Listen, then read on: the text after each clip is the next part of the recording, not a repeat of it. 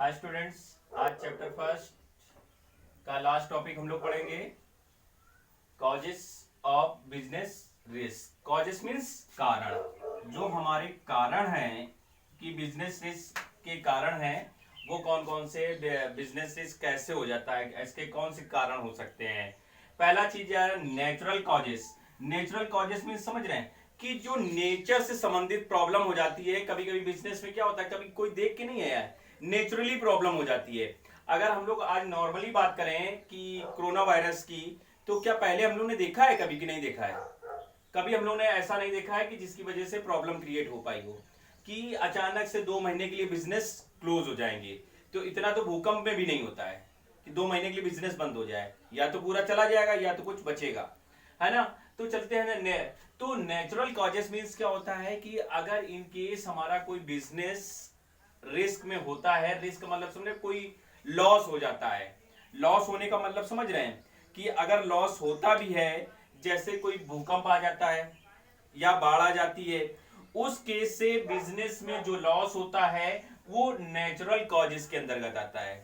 ठीक है बेटा, तो ये नेचुरल कॉजेस होते हैं। बिजनेस में कई कारण होते हैं जिसकी वजह से जोखिम बना रहता है। मैंने बताया कि बिजनेस क्या है, एक रिस्क है, और वही कारण होता है मेरे पास नेचुरल कॉजेस के अंदर होता है कि जो प्रगति से जो हमारे पास प्रॉब्लम क्रिएट हो जाती है, जैसे भूकंप आ जाना, बाढ़ आ जाना, या अन्य कोई बीमारियां लग जाना, जिसकी वजह से हमारा बिजनेस क्लोज पे आ जाता है और प्रॉफिट नहीं हो पाता। जैसे कोरोना वायरस की वजह से 2-3 महीने बिजनेस नहीं चल पाए हैं, तो वो मेरे पास क्या है, नेचुरल कॉजेस के अंदर आएगा। नेक्स्ट ह्यूमन, मेरे पास ह्यूमन कॉजेस। ह्यूमन कॉजेस का मतलब समझ रहे हैं, ह्यूमन मेरे पास क्या कर रहा है कि जो मानवीय कारण होते हैं, कि मानव के द्वारा जो कारण उत्पन्न हो जाते हैं, उसके भी कारण हो सकते हैं। जैसे हमने बताया कि कभी कभी क्या होता है, कोई अगर ह्यूमन को दुर्घटना घटित हो गई कभी कंपनी के अंदर, तो कंपनी के अंदर क्या हुआ, तो उसको मुआवजा देना पड़ता है।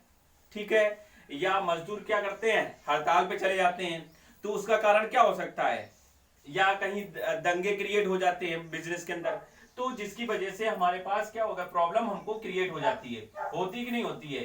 तो उसकी वजह से भी हम लोग देख सकते हैं कि नहीं देख सकते हैं। तो एक ह्यूमन की वजह से भी हमको प्रॉब्लम क्रिएट हो जाती है।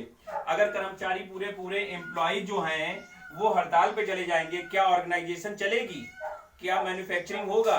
क्या सेल हो पाएगी? नहीं होगा।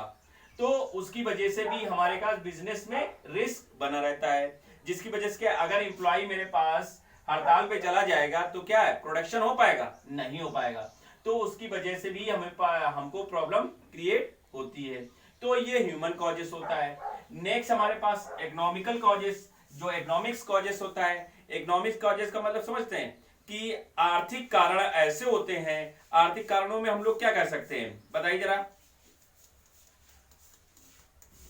आर्थिक कारण हमारे पास हो सकते हैं कि कोई कंडीशन हमारे पास हो सकती है। जैसे हमारे पास अगर मेरे पास टेक्नोलॉजी चेंज है, इकोनॉमिकल कारण, सबसे पहला इकोनॉमिकल कारण यही होता है कि हमारे पास क्या होता है, फैशन में चेंजेस आ जाता है।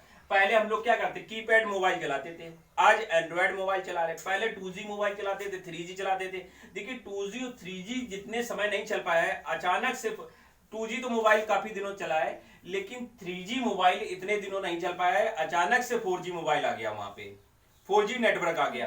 तो उसकी वजह से हमारे पास क्या हुआ, तो उसकी वजह से प्रॉब्लम क्रिएट हुई। तो वो हमारे पास क्या हुआ, इकोनॉमिक्स कॉजेस। इकोनॉमिक्स कॉजेस क्या होता है कि फैशन में जब कोई परिवर्तन आ जाता है, उसकी वजह से हमारे पास क्या होता है कि लॉस होने की संभावना रहती है। भाई यहाँ पे फैशन जैसे चेंज हुआ, उसकी वजह से कस्टमर ने क्या किया, जो टेक्नोलॉजी यूज करनी थी वो ना यूज करके दूसरी टेक्नोलॉजी यूज करने लगता है।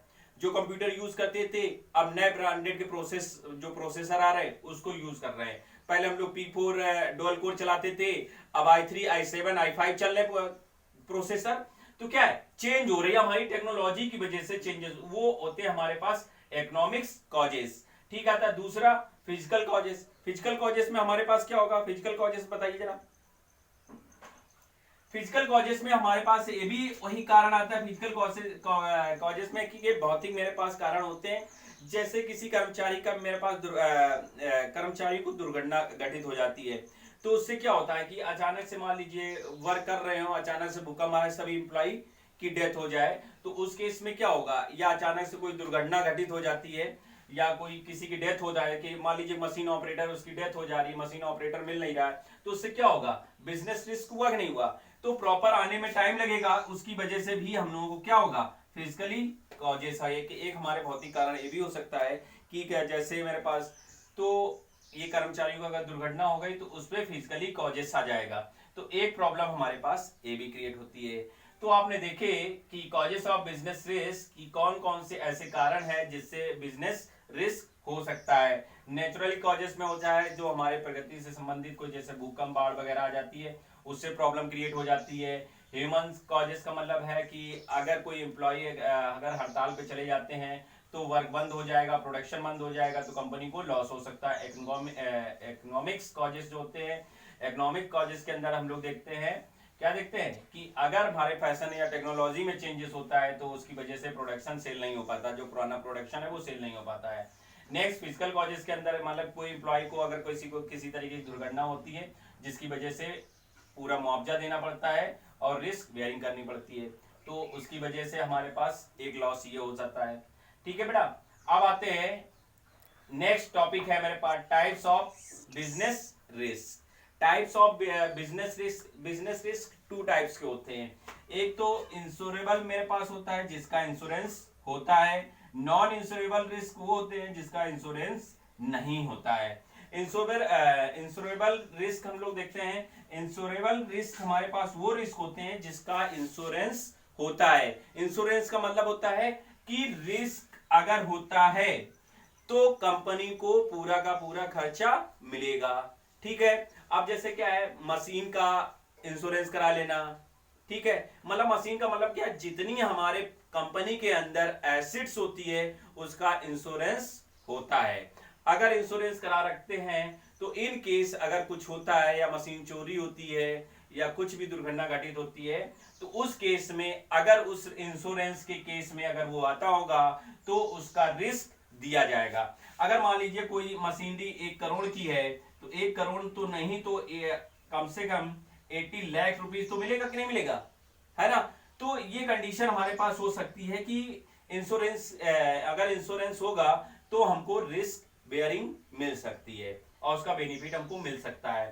तो इंश्योरेबल रिस्क वो होते हैं जिसका इंश्योरेंस होता है, जैसे कंपनियों में क्या एसिड्स का इंश्योरेंस कराना या फर्नीचर, तो उन चीज को रिस्क का हम लोगों को रिस्क मिल सकता है। Next non insurable risk, non insurable risk वो रिस्क होते हैं जिसका इंश्योरेंस नहीं होता है। नॉन इंश्योरेबल रिस्क मेरे पास क्या होता है, जिसका इंश्योरेंस नहीं होता है और इससे क्या होगा, हमको लॉस मिलता है कि लॉस ही होगा। अगर कोई अगर इंश्योरेंस नहीं कराएंगे तो ऑटोमेटिकली हमको उसका पूरा लॉस मिलेगा, तो वो होगा नॉन इंश्योरेबल रिस्क। तो ये बेटा थे हमारे पास दोनों, देखें नॉर्मली बात है, इंश्योरेबल वो होते हैं जिसका इंश्योरेंस होता है, नॉन इंश्योरेबल रिस्क वो होते हैं जिसका इंश्योरेंस नहीं होता है। इंश्योरेबल अगर इंश्योरेंस है बिजनेस के अंदर तो उसने अपने पूरी कंपनी का इंश्योरेंस करा रखा होगा। ठीक है, जैसे मशीनरी को ज्यादा इंश्योरेंस कराया जाता है, जो उसका फर्नीचर है, कैश का इंश्योरेंस है, ये सब चीजों का इंश्योरेंस होता है। तो बेटा ये लास्ट टॉपिक था हमारे पास चैप्टर फर्स्ट का। ठीक है, तो causes and types of business risk, ये भी एक मोस्ट इंपॉर्टेंट क्वेश्चन है, इससे क्वेश्चंस आते हैं। ठीक है बेटा।